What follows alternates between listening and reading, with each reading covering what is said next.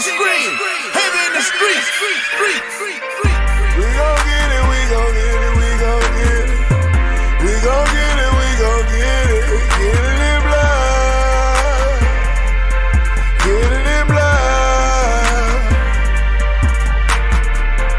We gon' get it, we gon' get it, we gon' get it. We gon' get it, we gon' get it. Get it in blood. Get it in blood. Good rich.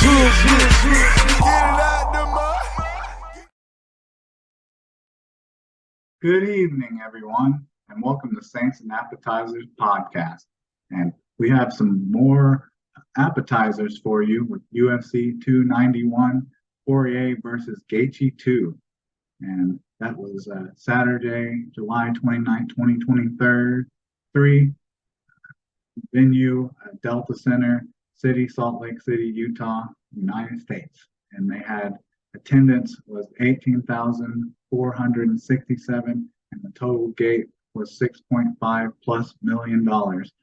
So seems like pretty statistic-wise, seems like a pretty successful pay-per-view. And a lot of people were trying to say that it was the best card of the year, but I just don't think it was. There was a lot of finishes, surprising to me. Because I wasn't paying too close attention to the preliminary and early preliminary card, but all but two fights ended in a decision. All the fights were with a finish, so that was pretty surprising when looking back on it. But some of the fights on the main card, which is mostly what I'm focused on, fights that got finished, the fighters that got finished just kind of looked overwhelmed. So it wasn't as exciting as UFC 290, where there was titles on the lines and fights going into the fourth and the fifth round and split decision. And these were just the wars. There really weren't any like wars in this card, but there's a lot of like notable fighters and a lot of UFC veterans on the main card. The only fighter that was just like 30 years old, just turned 30 years was Kevin Holland. So most of those fighters are pushing 35, 40. So, I would say most of those fighters really aren't in their prime is the main issue there. So, but anyways, let's get into the first card on the main card, the first fight on the main card. So can I get a menu? And the first card is a welterweight bout between Kevin Holland versus Michael Chiesa, and that ended at 2:39 of the first round with a submission Darce choke. And I picked Kevin Holland originally, but I didn't pick him to finish Michael Chiesa, and I didn't expect Michael Chiesa to finish him either. I thought both these guys don't really get finished that often, and both of them are pretty durable. So I thought it would probably, be kind of the classic striker versus grappler, and maybe they would kind of cancel each other out, and Kevin Holland would get the decision. But I guess I wasn't taking a lot into account that Michael Chiesa hadn't fought in like a year and a half, because you could tell that the ring rust was there, and he just didn't look like he, I know it was just his first fight back, but really just didn't look like he had it with the way the fight went. Because when the fight started, he pretty much right away went for a takedown, and then Kevin Holland's defended that and got out of it and was just kind of piecing Michael Chiesa up while a short period of time standing, and then towards the end there, Michael Chiesa went in for kind of like a shot at the same time, and Kevin Holland's looked like he hit him with a knee, but apparently he didn't. And then Michael Chiesa kind of went in for the shot after the, I guess, volleyed knee attempt, because Kevin Holland said it didn't land, and they kind of rolled with the takedown, and he had the failed takedown, and he ended up in that Darce choke and getting tapped out, and he tapped out pretty quick as well. I think he knew that there was really no chance for himself. Okay, so on to the second fight on the card, we have a lightweight bout between Bobby Green versus Tony Ferguson, which ended at 4:54 of the third round due to technical submission arm triangle choke, and that's by Bobby Green. Bobby Green, and I originally picked Tony Ferguson. I don't know if it was really a wise prediction picking him. I was kind of wanting him to have kind of a Robbie Lawler type send off where he gets one last knockout or is in one last war or has some kind of crazy submission and maybe he would retire afterwards. But that's definitely not what happened. He pretty much got dominated. He's lost 6 fights now and probably needs to retire. If I was to give some advice on that, which I'm sure he's not listening to me, but he just looked slow in the whole fight, basically a step slow. The only moment that he had in the fight was he had a knockdown with Bobby Green in the first round, and he had some like failed opportunities at takedowns, and that's how the end of the fight ended. Was he got in that uh, arm triangle choke, and he was trying. There was only like 6 seconds left, and he was kicking and flopping around and trying to make it out of the round instead of tapping. Because Tony Green, he's got a lot of heart. He doesn't tap. So, but yeah, he just didn't. He just looked old and slow and just not capable to hang with Bobby Green. Not saying Bobby Green's like an amazing top fighter or anything, but he definitely made Tony Ferguson look bad. All right, so on to heavyweight bout, because the bout between Stephen Thompson and what is his name? Mikel Pereira was canceled because Mikel Pereira missed weight by like 3 or 4 pounds, and Stephen Wonderboy Thompson, because he's 40 years old and doesn't have too many more fights in his on his career, didn't want to take part of his purse and didn't want to fight heavier fighters, which I can respect that, not wanting to take that kind of damage at 40 years old. So that fight was replaced by a fight that was on the preliminary card, and that was the heavyweight bout between Derek Lewis and Marcos Ruggiero de Lima, and that was he finished it in 30 seconds of the first round with it says TKO punches, but I'd like to say flying knee and TKO punches.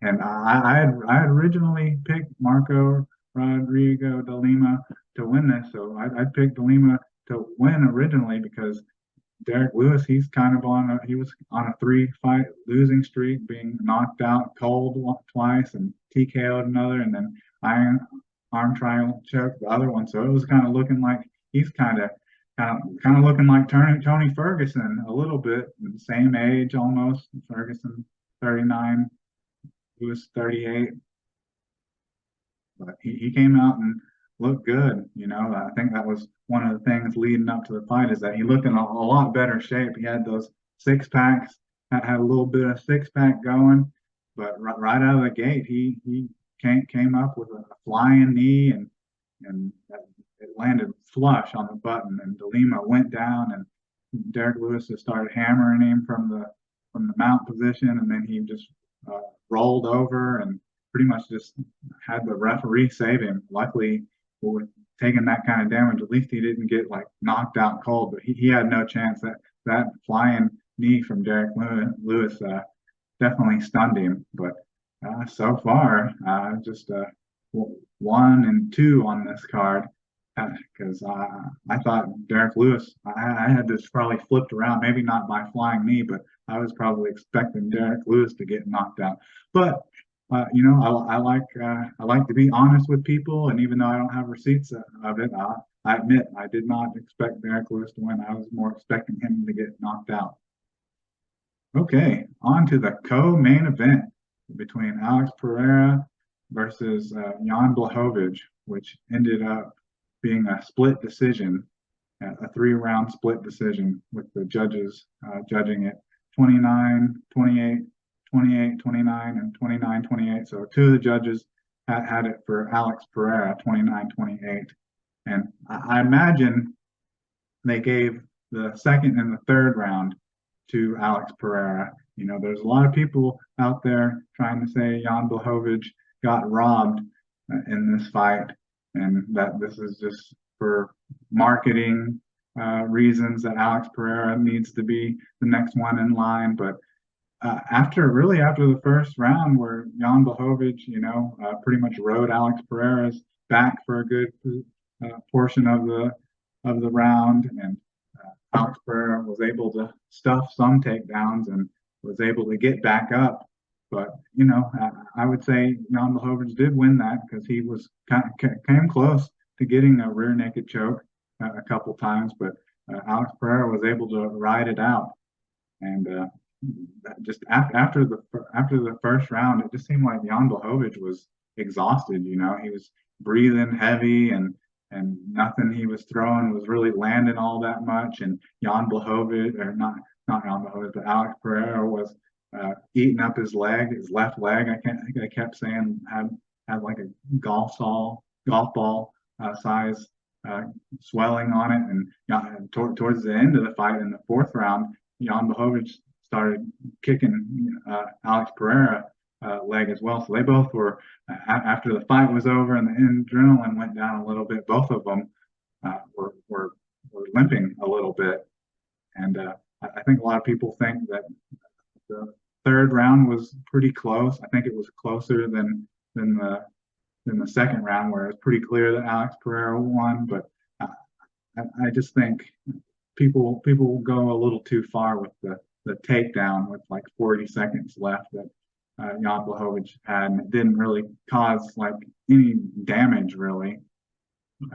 So I think they probably took that into account. And obviously I picked Alex Pereira to win. I predicted he'd probably win by knockout. He'd either get knocked out or choked out, and he came close to getting choked out, because Jan Blachowicz was riding on his back for about 5 minutes at different points of the match.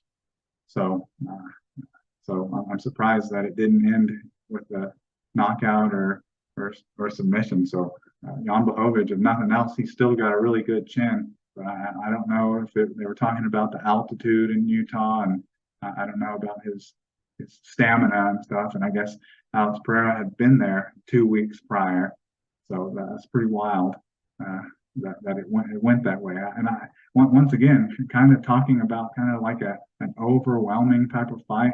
It wasn't the most exciting fight in the world, but I wouldn't say either one of them dominated either. Alex Pereira and Jan Blachowicz. Even Jan Blachowicz looked kind of like surprised and disappointed that he didn't win, but I'm good with it.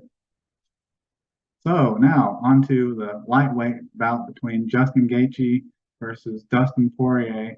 We have at 1 minute and 1 minute of the second round, we have a KO head kick. And before I get into this, we want to mention some celebrities that were out there. So one of the celebrities there probably supporting Dustin Poirier was Mark Ingram of the New Orleans Saints. So who dat got Dustin Poirier there for the New Orleans guy. You even had Daniel Cormier talking about how he was from Lafayette, Louisiana. So that was nice to read. That was like one of the last persons I expected to see at UFC 291. And then there was also Trey the Truth, Houston rapper, which I imagine he was there probably for supporting Derek Lewis. But going into this fight, I had Dustin Poirier probably to win it. I thought he was going to win, probably get a knockout in the late third round or in the fourth round, but that didn't happen. It was definitely definitely something that Justin Gaethje is definitely celebrating, and he was glad to get redemption by getting that KO knockout. And in the first round, they looked pretty even, honestly. Dustin Poirier, I would say that he finished the round good and finished the round with some solid strikes and probably won the first round, even though Justin Gaethje had landed like a partial head kick in in the first round, but then in the second round, just a minute in, it's a lot more of the same from the first round, just kind of standing up and kickboxing and not too much grappling, and then just out of nowhere, Justin Gaethje throws a punch and then basically throws the punch and throws the head kick at the same time, and then after that he was just Dustin Poirier was just out of it. Herb Dean had to slide in like a baseball slide and save him from any more damage.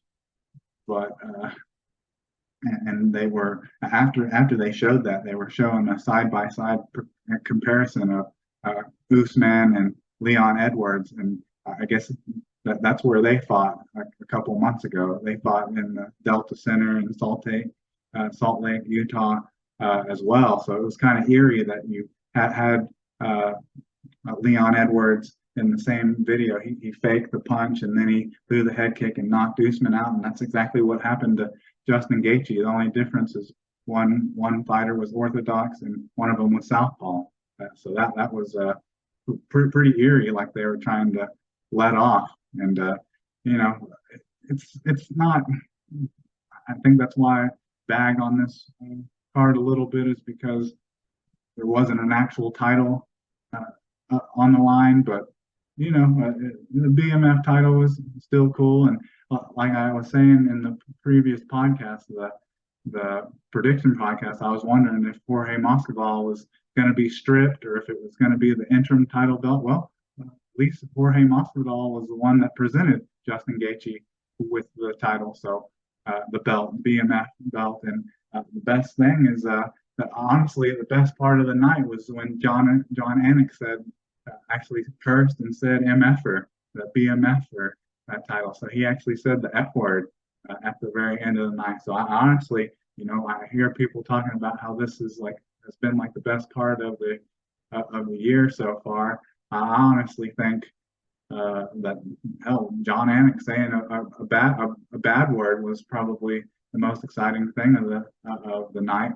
And then we'll just go over this real quick. So there was, and this kind of leads back to what I was saying. I'm talking about the fighter bonuses received. There was no fight of the night, so there was no fight where it was like a crazy drag out fight that went into the third or the fourth round, and it was a split, the third, fourth, or fifth round, and it ended up being like a split decision. And at the end of the fight, you really didn't know who won. I guess really the only fight that I felt that way about when watching the main card was Alex Pereira and Jan Blachowicz. But there were no fights like that to say like, oh man, both of these guys went to war, because I mean, honestly, that fight was kind of boring. But performers of the night were Justin Gaethje, which is understandable, got a crazy head kick win. Derek Lewis, also, he got a TKO punches, and it says TKO punches, but I want to say flying knee and TKO punches, because the flying knee is what directly led to that TKO. And then you had Bobby Green, who obviously had the technical submission arm triangle choke, and it was bad for Tony Ferguson, but probably kind of needs to hang it up. And then obviously, see, like all these bonuses are coming off the main card. Kevin Holland with also a submission. I mean, I liked it with more. I know this has been like this for a while, but I liked it when they like identified like who had the best submission of the night or who had the knockout of the night, and they just don't even have. Like I said, on this one, they have the opportunity for a fight of the night, but none of those fights were like equally impressive. No opponent really, there wasn't really a drag out 3, 4, 5 quarter fight. Most of them got finished before that, because there was only 2 fights went to decision, and they weren't the most exciting in the world. But, I thought this was a pretty good card. I still think UFC 290 was better, but that's all up for debate. And I love seeing those kind of arguments on social media, Facebook, Twitter, saying it was the best card of all time, but then at the same time you're saying that Jan Blachowicz got robbed by Alex Pereira. So it's just which one are you going to agree with? But I don't agree with both of them personally. I don't agree that Jan Blachowicz beat Alex Pereira, and I don't think this was a better card than UFC 290. But anyways, I think that's about all I have for you. So this evening, that's about all I have for you this evening. So with that, can I get a check, please?